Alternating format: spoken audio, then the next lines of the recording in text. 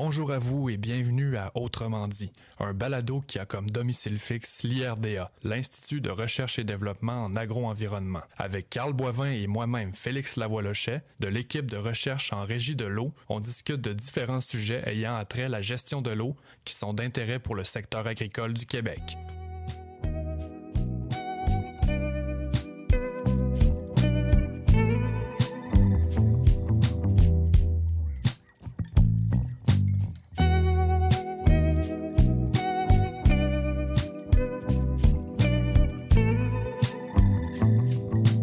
Bonjour tout le monde, bienvenue à Autrement dit, toujours en compagnie de mon co-animateur Carl Boivin. Salut Carl, comment ça va? Ça va bien. Et toi, Félix? Ça va très bien, merci. Dans l'épisode d'aujourd'hui, on revisite un projet passé encore une fois, mais ce projet-là, il est un peu différent des autres, parce qu'il s'agit plutôt d'un travail de synthétisation. Mais c'est quoi là, ce fameux projet-là? Ben, c'est le guide de la gestion raisonnée de l'irrigation. Ça, c'est notre Bible à nous autres. Puis ben, parlant de Bible, là, en cette fin du mois de Marie, ben, on pense qu'il serait pertinent de commencer par le tout début du guide, puis ça, c'est les 10 commandements d'une gestion raisonnée de l'irrigation. Mais avant ça, Carl, on va rester dans nos bonnes habitudes. On serait rendu à la question du jour. Puis la question, c'est est-ce que c'est possible de se procurer un exemplaire papier ou électronique de ce fameux guide? Ben, pour avoir la réponse, il va falloir attendre jusqu'à la fin de l'épisode. Maintenant que la question du jour est posée, j'aimerais ça, Carl, qu'on parle plus du guide dans son ensemble. Je commencerai là, par dire que je souhaite que ce guide-là, un jour, là, soit connu, en tout cas au moins autant connu que le fameux guide en fertilisation. À mon sens, là, la gestion de l'eau, c'est tout aussi important là, que la fertilisation, puis tout producteur et ou conseiller qui se respecte devrait l'avoir dans sa bibliothèque. Mais je dirais, Félix, c'est comme tu fais partie de l'équipe, là, on dirait qu'il y a apparence de conflit d'intérêt, mais je suis d'accord avec toi. Maintenant que mon éditorial est terminé, Carl, parle-nous un peu là, de l'élaboration de cette Bible là, de la gestion de l'eau. Oui, Félix, avec plaisir. Des guides techniques complets sur l'irrigation, il y en existe plusieurs, mais ils ont tous été écrits ailleurs qu'au Québec, donc dans des contextes qui sont différents du nôtre. Chacun de ces guides-là reprend une certaine quantité d'informations que je dirais qui est générique, là, qui peut être valorisée dans plusieurs contextes. Mais ces guides-là sont tous un peu teintés d'une couleur locale, puis avec raison, et notre guide fait pas exception à cette règle, je dirais, ou à ce constat.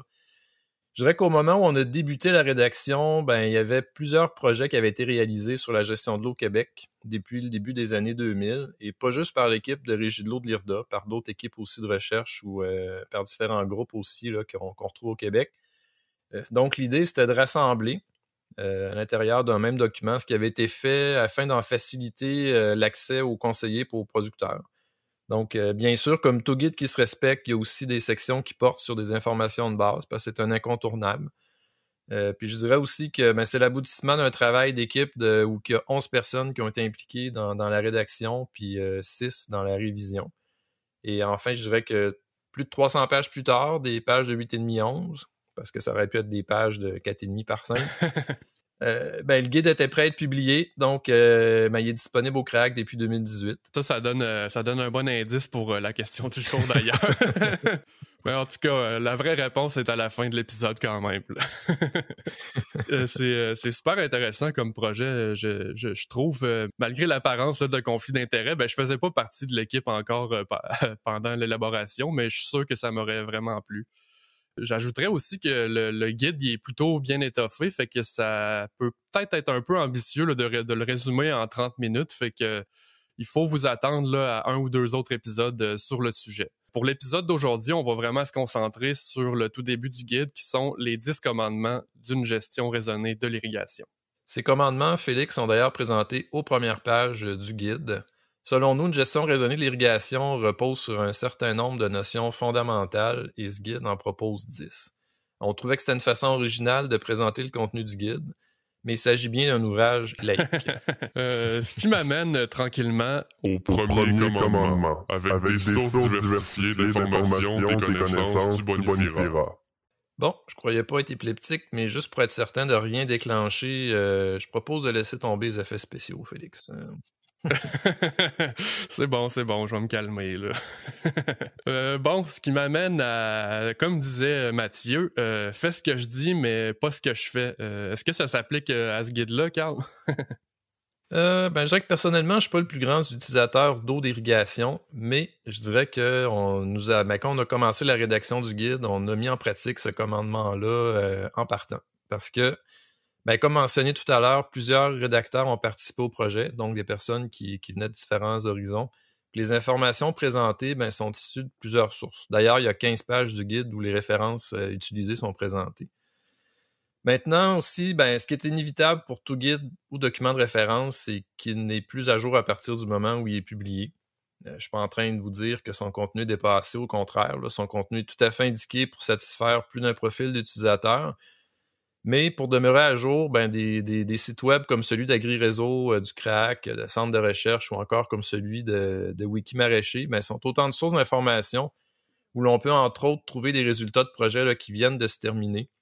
Et même en cours. À ce sujet, je vous invite à venir visiter notre page sur le site de l'IRDA où justement nos projets à nous qui sont en cours et ceux qui sont terminés. Là, souvent, à chaque fois qu'un projet est terminé, on dépose un rapport ou une fiche synthèse. Donc tout ça est disponible là, sur notre site et bien sûr d'écouter nos podcasts. Maintenant, l'idée de diversifier ces sources d'informations, c'est pas juste pour demeurer à jour, c'est aussi pour comparer l'information d'une source à l'autre. Puis de développer son esprit critique de la même façon sur un sujet donné et d'en arriver à la meilleure conclusion possible pour le contexte qui nous intéresse. L'expérience personnelle, les échanges avec d'autres producteurs ou avec des conseillers agricoles, des fournisseurs d'équipements, consulter des documents de référence de différents horizons, sont autant d'exemples de sources d'informations qu'on peut consulter. OK, vraiment intéressant. Les sources sont vraiment diversifiées, là. Puis bon, le guide, c'est vraiment une bonne base là, pour partir, mais bon... il y a ses limites quand même. Je pense pas que le guide peut nous montrer comment concevoir un système d'irrigation là, selon les contextes différents des producteurs. Donc, c'est vraiment important d'aller chercher de l'information un peu partout. Autant, comme tu l'as dit, chez les fournisseurs d'équipements. Là, on le sait, c'est des vendeurs, mais même à ça, c'est important quand même de regarder les fameux specs là, des équipements pour les comparer finalement à d'autres mesures qu'on a repris de notre côté. C'est un peu ça l'idée en général. Fait que ça nous amène au deuxième commandement qui est « Le sol de tes champs, tu connaîtras ». Ah, le sol, c'est la base d'un système agricole. Tout passe par lui, mais tant pour le meilleur que pour le pire. Effectivement, Félix, chaque contexte de production est unique et le sol nous en apprend beaucoup sur le système en présence. Avec des lunettes de gestion de l'eau, on s'intéresse principalement à l'impact du sol sur la vulnérabilité au stress hydrique, que le contexte soit irrigué ou non d'ailleurs. C'est pas nécessairement là, toujours un contexte irrigué. Faut savoir que la culture s'approvisionne en eau via le sol et certains types de sols sont plus généreux que d'autres à ce sujet-là. Donc, il y a une section du guide qui présente différents points de repère qui sont utiles pour se faire une idée là, de la capacité de rétention en eau du sol qu'on a et qui propose aussi des méthodes pour les caractériser. Donc, quand on parle de points de référence, on parle de capacité au champ, on parle de points tournants, de points de flétrissement temporaire, aussi c'est quoi notre réserve en eau facilement utilisable. Tout ça, c'est des incontournables à connaître pour prendre des décisions là, qui sont éclairées. Et c'est pas c'est pas une relation à sens unique que j'aurais envie de dire. Le potentiel de réserve en eau va varier d'un type de sol à l'autre, puis c'est difficile d'y changer quelque chose, mais il y a d'autres facteurs sur lesquels on peut intervenir là, pour influencer la capacité de rétention en eau du sol. Par exemple, la compaction. Ça fait partie là, des trucs qu'on peut sur lesquels on peut travailler pour améliorer là, la capacité de rétention en eau du sol. Donc voilà, c'est dit, c'est très important de connaître nos sols. C'est vrai à tous les niveaux en agriculture. Donc une fois qu'on connaît notre sol, il est tout aussi important de bien connaître le système culturel qui est en place. D'ailleurs, c'est le troisième commandement. Le système culturel en place, tu comprendras. L'agriculture, là, c'est un ensemble de facteurs qui s'influencent l'un l'autre. C'est très important de tous les considérer individuellement, mais aussi dans leur ensemble. Puis d'ailleurs, on a créé un mot à l'IRDA pour résumer ce concept-là, puis le mot, c'est agroholistique. Ça, c'est agriculture, agricole et holistique pour ceux qui n'avaient pas compris. Puis c'est même une marque déposée maintenant, là. Effectivement, Félix, c'est important de considérer l'ensemble du tableau. Quand on pense à un système culturel, on pense nécessairement à la culture, mais il ne faut pas oublier d'autres éléments comme le sol. s'il y a un pays ou tout autre élément en place. Cette section-là du guide nous amène là, justement à se poser des questions, à réfléchir sur notre système culturel, puis nous amène aussi à à poser une étiquette de parapluie, d'entonnoir ou de neutre à notre système culturel. Autrement dit, là, Carl, quand tu parles de culture parapluie, là, on en avait parlé un peu dans un podcast précédent, on pourrait penser là, au plan de patate là, qui détourne l'apport en eau un peu comme un parapluie là, dans les allées de la culture. Autrement dit, Félix, la façon dont la surface du sol est modelée et l'architecture des parties aériennes de la culture vont avoir un impact sur la direction que va prendre cette eau-là. Et parfois, elle prend un chemin qui est peu fréquenté par les racines. Si on pense au système culturel de la pomme de terre, comme tu le mentionnais tout à l'heure, Félix, ça se comporte un peu comme un parapluie. Pourquoi? Parce que l'eau qui rentre en contact avec le plant et le sommet du billon va avoir tendance à être détournée vers l'entrerang ou, si on veut, l'entrebillon. Tandis que pour le système culturel de la fraise à jour neutre, on parle ici là, d'un sol qui est buté puis qui est recouvert d'un paillet de plastique, c'est en partie un entonnoir puis en partie un parapluie. Pourquoi? Parce qu'au départ, on s'imagine une butte de sol recouverte de paillet de plastique. Donc, les fraisiers vont être implantés dans cette butte-là, mais au départ, il n'y a pas beaucoup de matériel végétal. Donc, la pluie ou l'aspersion qui rentre en contact avec ce système-là va être rapidement détournée là, vers l'entrerang. Mais au fur et à mesure là, que le plant de fraisier va se développer, finalement, ce plan-là va se développer, devient un peu un entonnoir là, qui va diriger l'eau vers le trou de plantation parce que le fraisier se développe en rosette et même l'angle des feuilles là, va être favorable à ça. Donc, l'eau qui rentre en contact avec le plant va être dirigée au centre du plant et va prendre le chemin là, du trou de plantation, puis inévitablement, va venir réalimenter le sol en eau là, à l'intérieur de la butte. Cool, j'aime bien l'image, là, mais on fait quoi avec ça, là, ces parapluies puis ces entonnoirs-là? Tu m'ouvres grandes les portes, Félix, pour parler des fameux carrefours de prélèvement en eau et en éléments nutritifs. Un carrefour est formé lorsque le sol colonisé par les racines, l'eau et les éléments nutritifs sont au même endroit et en quantité suffisante pour la culture. S'il manque un de ces éléments-là, il y a un problème. Ça peut donc servir à se demander si l'engrais est placé au bon endroit. Si j'utilise le bon système d'irrigation, ça peut servir aussi à évaluer l'autonomie en eau de mon système culturel entre deux apports en eau et même de réfléchir à comment je pourrais augmenter la proportion de mon système culturel qui pourrait être identifié comme un carrefour. Si on revient à l'exemple de la pomme de terre, l'engrais est généralement placé là, au centre du billon, alors que l'eau atteint préférentiellement l'entre-billon, qu'on parle de pluie ou d'irrigation par aspersion.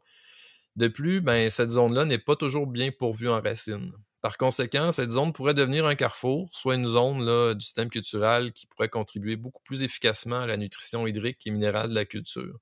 D'ailleurs, on a des projets là-dessus qui portent là, sur comment on pourrait améliorer finalement, comment on pourrait augmenter la proportion du système culturel de la pomme de terre qui pourrait répondre, si on veut, aux conditions pour être un carrefour de prélèvement. Vraiment intéressant, Carl. C'est la première fois moi-même là, que je comprends le concept de carrefour de prélèvement en eau. Mais revenons à nos moutons maintenant. Là, le 4e commandement, c'est si sa pertinence a été validée, l'irrigation, tu intégreras. L'irrigation, là, c'est pas tout le temps la solution pour faire face au stress hydrique, n'est-ce pas, Carl? Non, puis on veut surtout pas que ce soit la solution pour calmer le stress du producteur seulement. Ça peut sembler évident des fois, mais il faut d'abord déterminer quels sont les objectifs poursuivis par l'irrigation. Là. Il peut en avoir plusieurs. Il peut s'agir, là, par exemple, d'aller chercher le rendement optimal, une approche d'assurance récolte pour la fertigation, la germination, la plantation, la protection contre le gel, pour faciliter la récolte ou même pour la diminution de l'érosion éolienne. Effectivement, Félix, il y a plusieurs objectifs à l'irrigation. On pense souvent à celui contre le stress hydrique, mais c'est pas le seul. Maintenant, si on revient justement à celui-là, pour savoir si l'irrigation est pertinente, il faut savoir à quel degré de risque de subir un stress hydrique est exposé mon système culturel. Puis on faut se demander aussi, est-ce que ce risque-là peut être diminué à un seuil acceptable avec d'autres pratiques agricoles que l'irrigation? Est-ce que, Carl, par exemple, ça pourrait être une bonne idée là, pour des producteurs ou des productrices de faire des essais avec un système d'irrigation à plus petite échelle? Oui, Félix, le guide propose là, différentes méthodes qui restent quand même, si on peut dire, un peu théoriques. Il reste que si on se dit, oui, l'irrigation pourrait être pertinente, c'est toujours approprié de faire des essais à plus petite échelle avant de se lancer là, dans si on veut, un grand déploiement. D'ailleurs, le guide le suggère de faire des essais à petite échelle.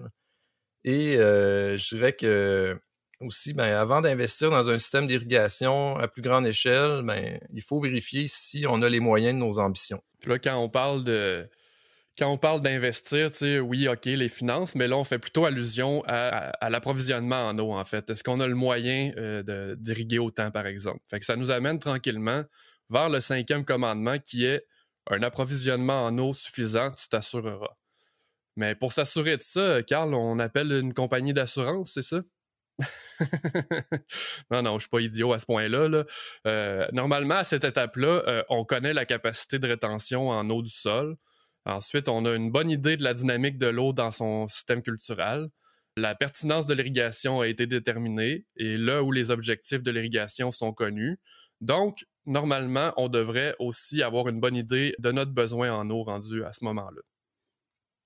Oui, si notre guide a été suffisamment clair, on devrait avoir répondu à tout ça, là, je dirais d'une façon assez... On devrait être rendu là, à ce commandement-là. Maintenant, l'étape suivante, c'est de se demander si l'approvisionnement en eau qui est disponible peut supporter l'objectif poursuivi. Car si l'objectif qu'on a choisi était le confort hydrique et que finalement les volumes d'eau disponibles ne permettent pas là, de maintenir la cadence d'irrigation qu'un objectif comme ça exige, il faudra peut-être se rabattre sur un autre objectif comme celui, par exemple, d'un objectif de type assurance récolte. Ce que je veux dire par là, c'est qu'on va tolérer un certain niveau de stress hydrique à la culture, puis on va intervenir là, à certains moments en fonction du volume d'eau qu'on a. Mais avant d'en arriver là, on peut aussi voir est-ce qu'il y a quelque chose à faire avec, par exemple, le cultivar ou la variété. Est-ce qu'il y aurait une variété qui serait plus résistante au stress hydrique? Est-ce que je peux faire quelque chose pour la profondeur d'enracinement? Par exemple, si j'ai des problèmes de compaction, peut-être que je pourrais intervenir, puis une profondeur d'enracinement, plus l'enracinement est profond, plus on a accès à une réserve en eau qui est grande. Donc, tout ça va faire aussi que peut-être que finalement, je vais pouvoir garder mon objectif de confort hydrique, mais peut-être pas non plus. Tous ces éléments-là, comme la variété, la profondeur d'enracinement, c'est vrai pour toutes les cultures, mais il reste que, dans le guide qu'on a fait, on approfondit la question avec la pomme de terre, avec la fraise à jour neutre, avec la canneberge, puis aussi avec la pomme. Et, comme Félix le disait au départ, on a une trentaine de minutes, donc c'est un peu ce qui vont faire l'objet des sujets là, des autres podcasts là, qui vont traiter du guide. Maintenant, laissons les prochains podcasts à venir, là, et revenons dans celui-ci. Donc, ce qu'on disait, c'est que, à partir du sol, avec la culture, on va permettre, là, tout ça va permettre d'évaluer les besoins en eau, du système culturel, puis le guide, propose des méthodes pour y arriver. Mais ce qui est un peu tannant, c'est qu'on peut pas... les conditions météo vont ajouter une grande incertitude à ces évaluations-là. Et ça, le guide propose pas grand-chose. Mais je crois qu'il y a l'Almanach pour ça.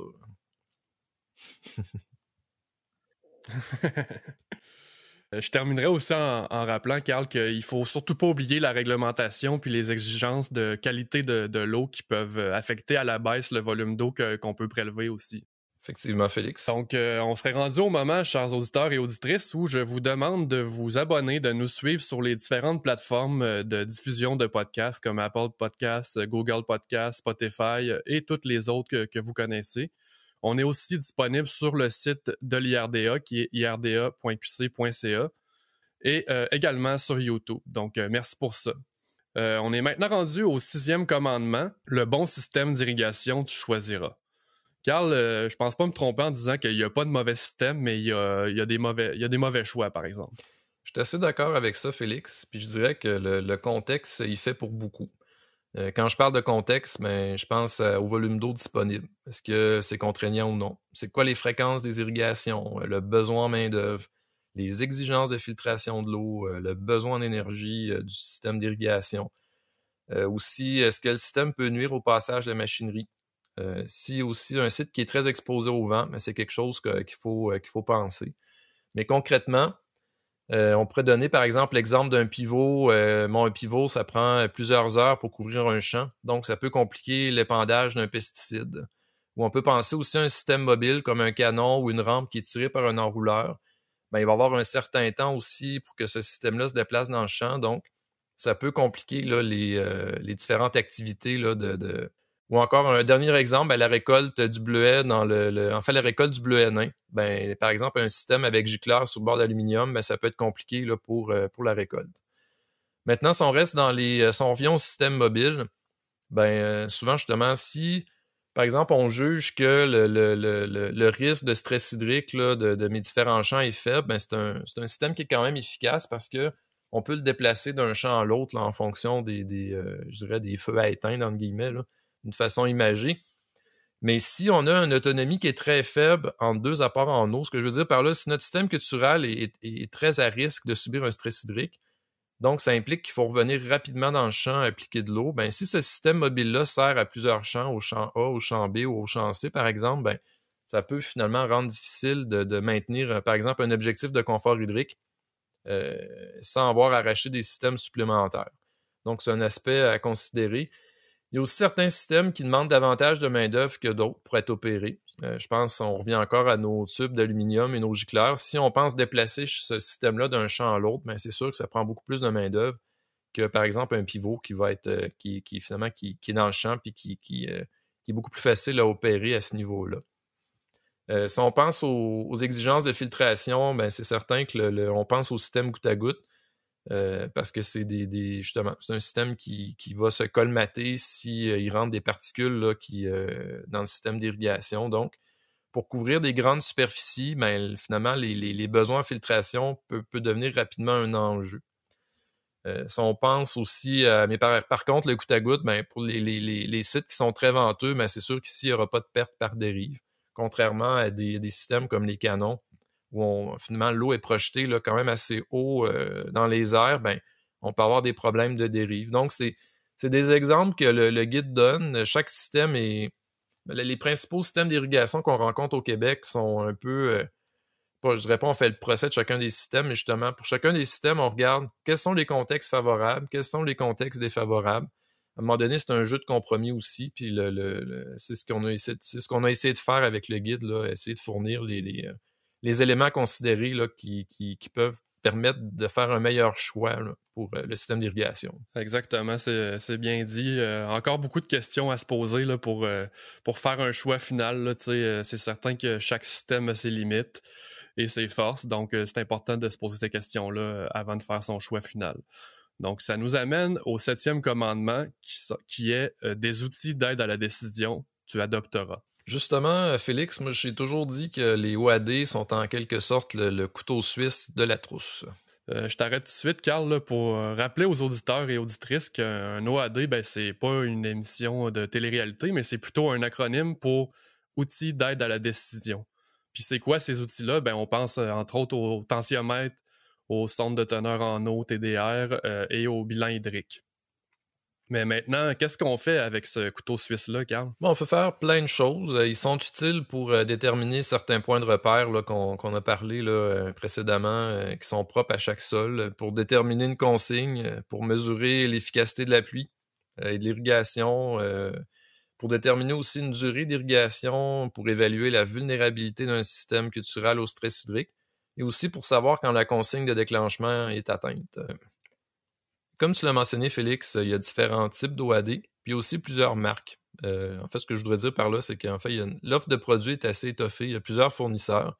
Puis pour aider, en fait, les producteurs et les conseillers à s'y retrouver, il y a quelques années, on a réalisé une vitrine qui était entièrement dédiée aux OAD là, à notre centre de recherche de Saint-Bruno. D'ailleurs, on en a parlé brièvement là, dans le podcast numéro 5 avec notre collègue Paul.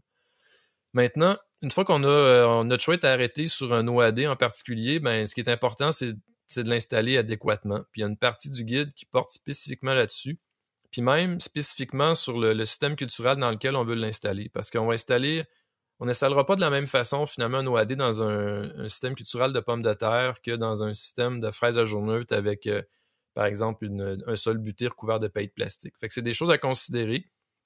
Puis c'est des choses qu'on traite dans le guide. Puis en attendant, nos capsules vidéo sur le sujet, je vous invite à aller aller consulter notre guide. Puis, je prends la balle au bon, Carl. Pour ceux qui seraient plus visuels, restez à l'affût parce qu'on aimerait éventuellement là, faire des petits tutoriels là, en capsule vidéo pour expliquer comment bien installer ces différentes OAD-là. Donc, restez à l'affût. Maintenant, 8e commandement, une consigne adéquate de déclenchement de l'irrigation, tu détermineras.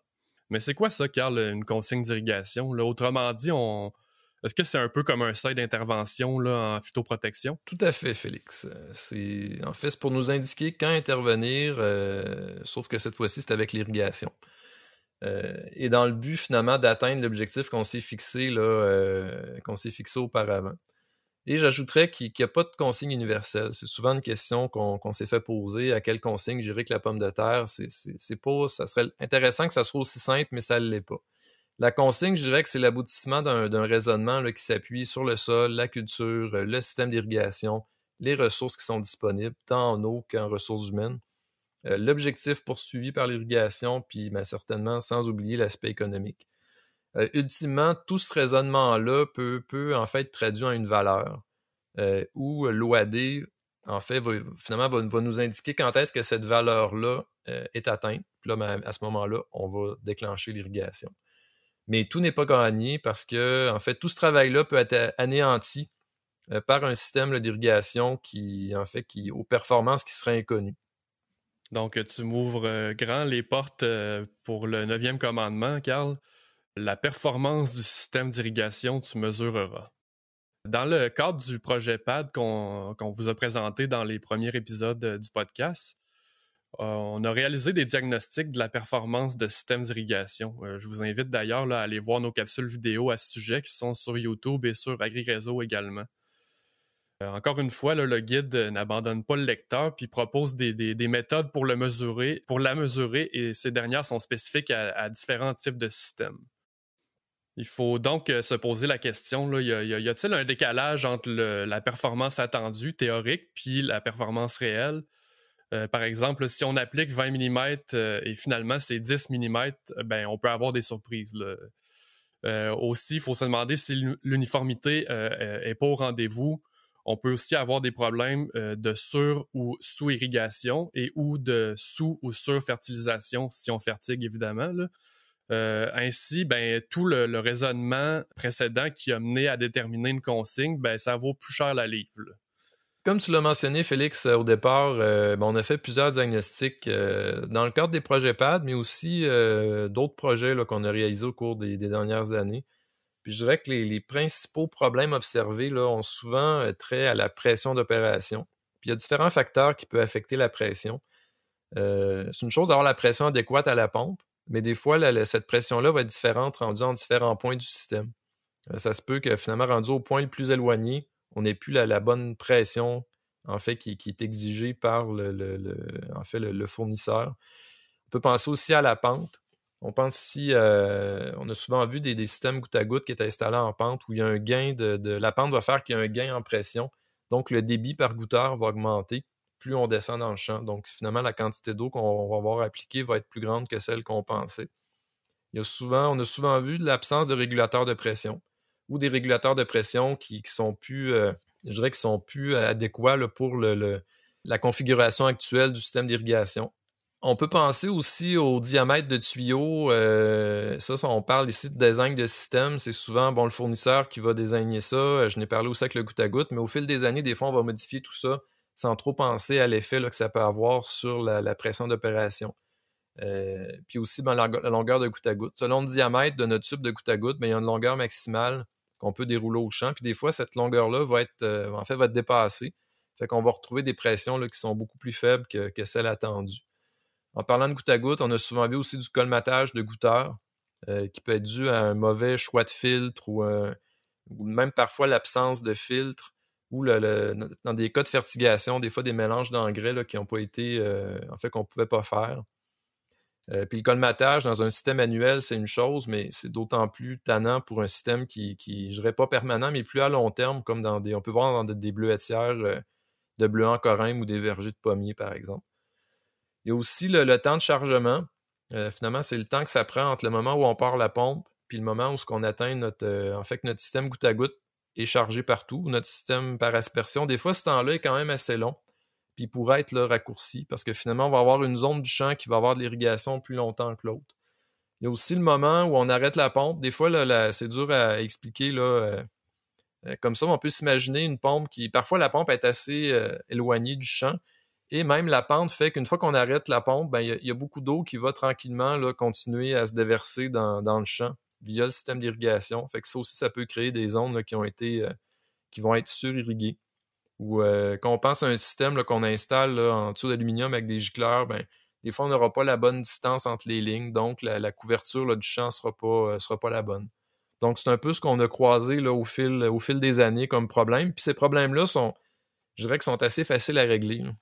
Bon, ben, encore une fois, beaucoup de questions à se poser, là, parce que je pense, en bref, on pourrait dire que c'est une chose de bien choisir son système d'irrigation, mais après ça, il faut pouvoir l'utiliser de manière optimale. Puis ça, ben, ça se fait pas comme ça, il faut prendre des mesures. Donc, c'est un peu ça qu'on vous dit ici. Donc, maintenant, pour le 10e commandement, la durée appropriée d'un épisode d'irrigation, tu établiras.